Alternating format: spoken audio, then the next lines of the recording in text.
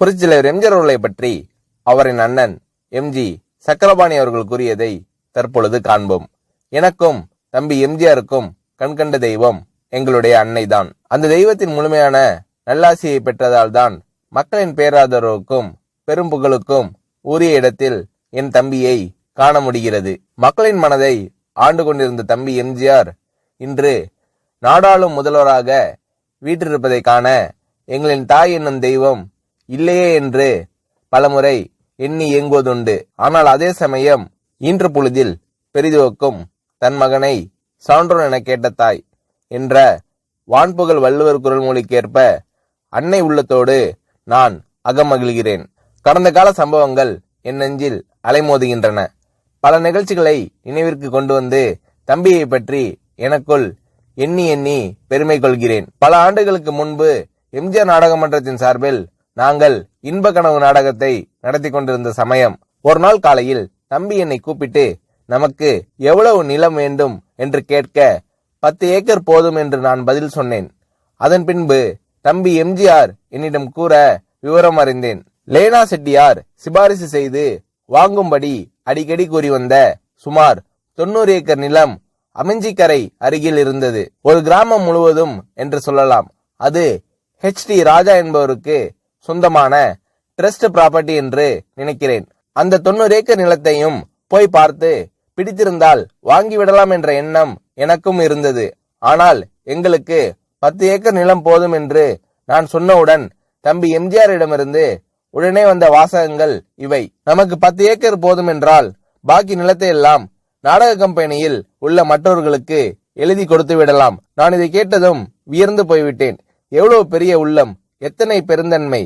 தம்பி எம்ஜிஆர், லேனா செட்டியார், ஹெச்டி ராஜா ஆகியோரும் நானும் சென்று அந்த நிலத்தை பார்த்தோம்.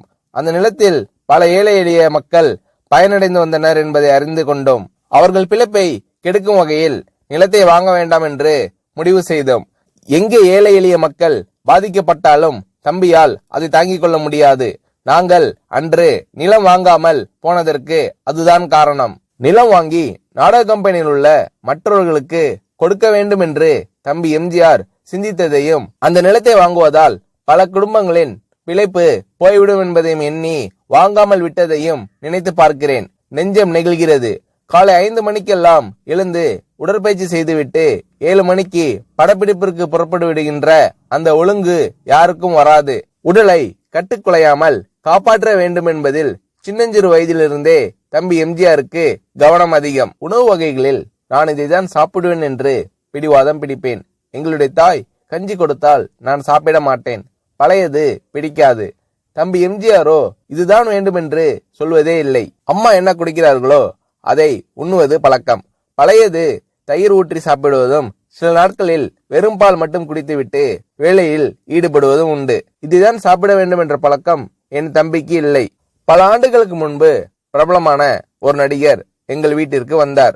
அப்பொழுது அந்த நடிகர் நாடக மேடையிலும் சினிமாவிலும் பெரும் புகழோடு இருந்த காலம். எங்களுடைய அம்மா அந்த நடிகரிடத்தில் ராமச்சந்திரனுக்கு ஒரு வேலை வாங்கி தாருங்கள் என்று கேட்டார். வேலை என்றால் உடனே கிடைத்து விடுமா? நேரம் காலம் வரட்டும் பார்க்கலாம் என்று சர்வ சாதாரணமாக பதில் கூறினார் அந்த நடிகர். எங்களுடைய அம்மாவுக்கு கோபம் வந்துவிட்டது. என் பிள்ளை ராமச்சந்திரன் தலையில் எழுதியிருப்பது நீ அல்ல, ஆண்டவன் நல்லபடியாக எழுதி வைத்திருப்பான். அவனுக்கும் ஒரு காலம் வரத்தான் போகிறது, பார்த்து கொண்டே இரு என்றார் ஆத்திரத்தோடு. அந்த நடிகர் பதில் பேசாமல் எழுந்து சென்று விட்டார். சில ஆண்டுகளுக்கு பின் அதே பிரபல நடிகர் மீண்டும் எங்கள் வீட்டிற்கு வந்தார். என் தம்பி எம்ஜிஆரிடம் தன் படத்தில் நடிக்க சான்ஸ் கேட்பதற்காக. காலசக்கரம் சுழன்று கொண்டே இருக்கும் என்று எங்கள் தெய்வம் சொன்ன சொல் அப்படியே உண்மையாகிவிட்டது. அப்பொழுது அம்மா மிகவும் உடல்நலமின்றி படுத்த படுக்கையாக இருந்தார்கள். அதிகமாக பேசுவது கூட கிடையாது. நானும் தம்பி எம்ஜிஆரும் அந்த பிரபல நடிகரை அம்மாவின் அருகில் அழைத்து சென்றோம். அம்மா, வந்திருப்பது யார் என்று தெரிகிறதா என்று தம்பி எம்ஜிஆர் கேட்க நான் அந்த பிரபல நடிகருடைய பெயரை சொன்னேன். யார் என்று அம்மா கேட்டார்கள். பெயரை தெளிவாக மீண்டும் சொன்னேன்.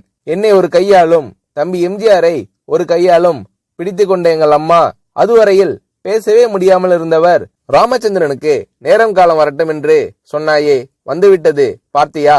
யார் எழுத்தையும் யாராலும் அழிக்க முடியாது என்பதை புரிஞ்சுக்கோ என்று அன்னையார் அந்த பிரபல நடிகரை பார்த்து தெளிவாக கூறினார். பேசவே முடியாமல் இருந்தவர் எப்படி பேசினார் என்பது எங்களுக்கெல்லாம் ஆச்சரியம். அந்த ஆச்சரியம் இன்னும் என்னை விட்டு நீங்கவில்லை. அதற்கு எனக்கு தெரிந்த ஒரே காரணம் தம்பி எம்ஜிஆர் மீது அம்மாவுக்கு இருந்த அளவு கடந்த பாசம்தான். அம்மா இருந்தது எங்களுக்கு யானை பலத்தை தந்தது. இப்பொழுதும் தெய்வமாக இருந்து எங்களுக்கு பலத்தை தந்து கொண்டிருப்பது எங்களுடைய அன்னைதான் என்று புரட்சியாளர் எம்ஜிஆர் அவர்களை பற்றி அவரின் சகோதரர் எம்ஜி சக்கரபாணி அவர்கள் கூறுகிறார்.